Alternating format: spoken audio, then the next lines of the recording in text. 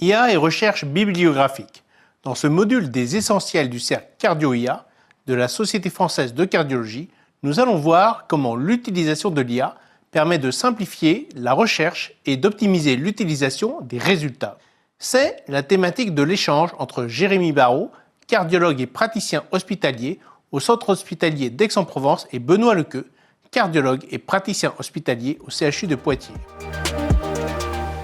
Benoît, la recherche bibliographique, on le sait, ça peut être quelque chose de très chronophage, de très fastidieux. Lorsqu'on va sur PubMed, il faut utiliser un langage avec des termes un petit peu particuliers. On ne peut pas poser une question comme sur Google.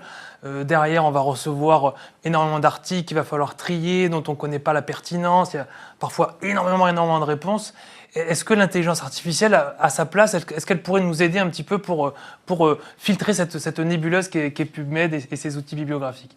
Alors c'est vrai qu'on parle de Google, donc il y a une certaine façon de servir de Google, et il va y avoir une certaine façon également d'utiliser l'intelligence artificielle. D'ailleurs, on commence à voir dans les outils d'intelligence artificielle, les LLM style ChatGPT, en fait des fonctionnalités qui permettent de faire des recherches avancées.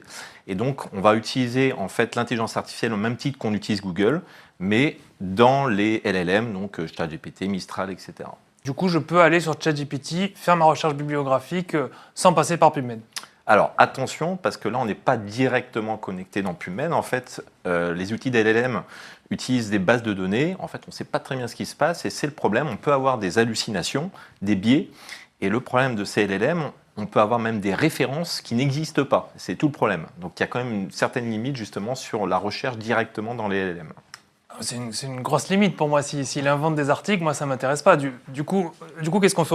On l'oublie complètement, le ChatGPT, ces agents conversationnels, ou il y a quand même une place pour Alors, l'utiliser? il y a une place en effet, et il faut voir l'utilisation d'un LLM de façon différente. C'est-à-dire qu'on va l'utiliser pour justement aider à la recherche directement dans PubMed, et on va utiliser des techniques de prompting. En fait, on va interroger un LLM pour justement pouvoir créer ce qu'on appelle une équation mesh. Alors, qu'est-ce que c'est une équation mesh? Ça paraît compliqué. Quand on fait une recherche sur PubMed, on utilise certains termes médicaux, certains types techniques, et en fait, c'est ce qu'on appelle les termes mesh. Donc ça, c'est la première chose. Donc, comme on peut le voir sur la vidéo, on va demander à ChatGPT de créer cette équation mesh avec les termes médicaux précis. Et là, je pose directement une question et vous voyez qu'elle me donne l'équation directement. On voit également ce qu'on appelle des variables booléennes avec OR, AND, c'est-à-dire qu'on fait des associations, et donc on va aller copier directement ce que nous dit le LLM pour le copier directement dans PubMed. Et donc tout ça, c'est assez fastidieux justement de le créer soi-même, et on va se servir du LLM justement pour créer directement en fait cette équation, cette fameuse équation mesh, qu'on peut retravailler. Par exemple, là, on voit que je vais lui demander d'utiliser uniquement dans cette équation les essais randomisés. Donc, j'interroge directement LLM, elle va me retravailler en fait l'équation mesh, donc elle va me redonner cette équation que je vais pouvoir utiliser directement dans PubMed en faisant un copier-coller. Et donc là, c'est toute la puissance de l'utilisation pour aller faire une recherche directement dans PubMed. Si je comprends bien, ils vont nous aider à poser la bonne question à PubMed, c'est ça? Est-ce que je peux les utiliser si je veux résumer l'article, une fois que j'ai trouvé les articles qui m'intéressent? Est-ce qu'il peut m'aider à lire les réponses? C'est toute la puissance justement d'un LLM, puisque la façon dont travaille un LLM peut travailler justement sur de l'analyse en fait de texte, très puissante pour ça, et l'analyse également, ce qu'on appelle la vision, l'analyse d'image. Et donc là, c'est très bien justement pour analyser un article directement, puisqu'on va pouvoir le résumer, on va pouvoir créer des points clés, on va pouvoir le traduire également. Un LLM est très fort pour ça. Et sur la partie visuelle, de temps en temps, quand on a dans un article une figure qu'on ne comprend pas, on va se servir d'intelligence artificielle en copiant la figure, et il va y avoir une analyse de la figure directement. Et donc par ce biais, justement, pouvoir comprendre certains points d'article qu'on ne comprendrait pas. Là, on a parlé de ces fameux LLM, ces grands modèles de langage un peu généralistes, comme le chat ou ChatGPT.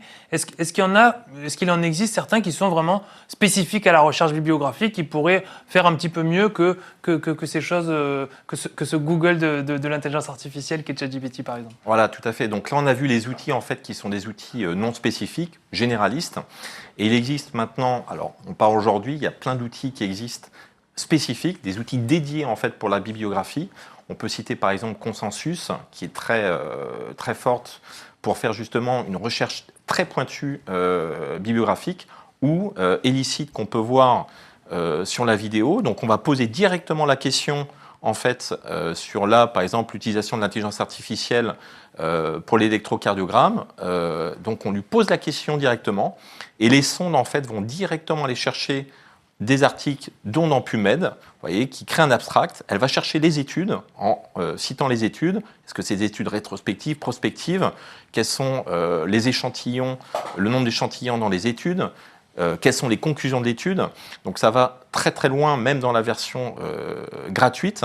Et également tout ce qui est technique pour évaluer justement dans les études. Vous voyez, des F1 scores, les courbes, les aires sur la courbe qu'on utilise en intelligence artificielle.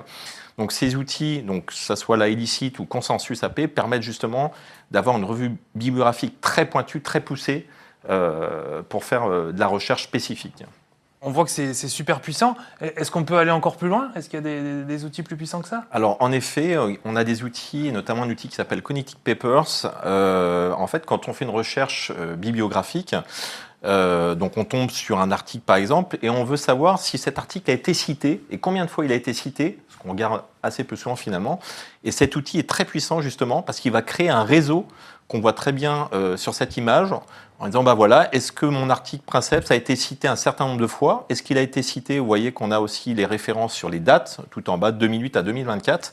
Donc c'est un outil très puissant en fait pour être sûr que quand on a fait une recherche bibliographique, finalement, on n'est pas oublié un article en fait, qui est vraiment important dans sa recherche bibliographique. C'est extrêmement puissant. Donc là, ok, là j'ai fait ma recherche bibliographique, j'ai sélectionné mes articles, j'ai pris ceux qui me paraissaient les plus pertinents. Maintenant, je veux travailler dessus et essayer d'en extraire du coup les informations qui m'intéressent. Est-ce que l'IA peut m'aider à aller spécifiquement chercher dans ces articles qui m'intéressent ou par exemple dans des recommandations les informations qui m'intéressent?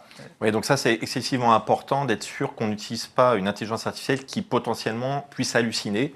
Donc c'est vraiment travailler sur ces documents propres. Et donc ça c'est un outil en fait qui s'appelle entre autres NotebookLM en fait qui utilise une technique qu'on appelle le RAG. Le RAG c'est Retrieval Augmented Generation. En fait on va se servir spécifiquement de PDF ou autre. Vous voyez que sur l'exemple, on peut avoir un lien Internet, on peut avoir un lien YouTube, on peut copier un texte. Et à partir de tous ces documents qu'on va avoir sur la gauche, donc on a une version qui est gratuite, vous voyez, je pose une question précise. Exactement, on va poser une question précise sur quel est le niveau de pression recommandé chez le patient diabétique. Et donc là, il va citer exactement ce qui est intéressant, donc la source. Et ce qui est aussi très important, c'est le référencement dans cette source. Ce que ne font pas, par exemple, les GPTs. Vous voyez, là, quand on clique, on arrive directement en fait, sur la source utilisée et la référence dans le document. Donc, on est sûr qu'il n'y ait pas d'hallucination puisqu'il va se cantonner justement à l'utilisation des documents qu'on lui a mis.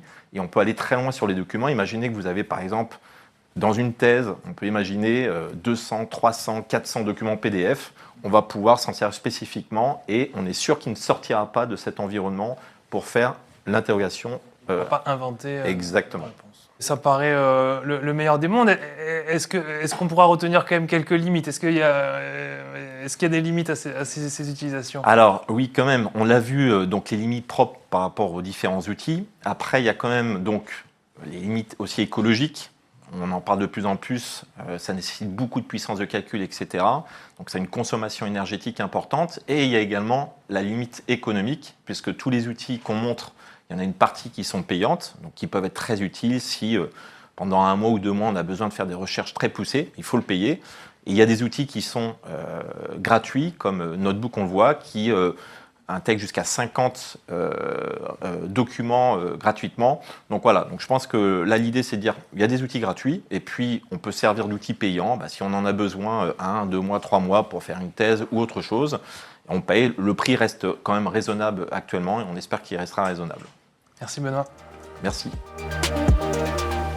En conclusion, l'IA nous permet de gagner du temps dans la réalisation de recherches bibliographiques en automatisant la création d'équations mèches. Elle nous permet de mettre en lien des publications entre elles autour d'une thématique spécifique. Enfin, elle nous permet de créer une base bibliographique qui va servir de référence à l'IA pour en faire l'analyse et la synthèse.